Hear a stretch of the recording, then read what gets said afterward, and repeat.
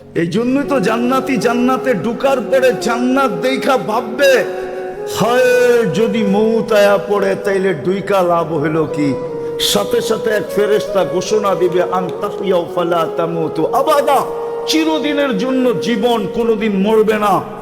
তারপরে চিন্তা আসবে, হায় চিরদিনের জীবন তো পাইলাম, যদি বুড়া হয়ে যাই তাইলে মজা থাকবো কোথায়। দ্বিতীয় ফেরেশতা ঘোষণা দিবে, আনতাশিব্বু ফালা তাহরামু আবাদা, চিরদিন যুবক থাকবে, কোনোদিন বৃদ্ধ হবে না। তারপরে আবার চিন্তা আসবে, হইল জীবন, হইল যৌবন, যদি রুগ্ন হয়ে যায়, অসুস্থ হয়ে যায়, তাইলে মজা থাকবে কোথায়। তো তৃতীয় ফেরেশতা বলবে, আনতাসিহু ফালা তামরাদু আবাদা, চিরদিন সুস্থ থাকবে, কোনোদিন অসুস্থ হবে না।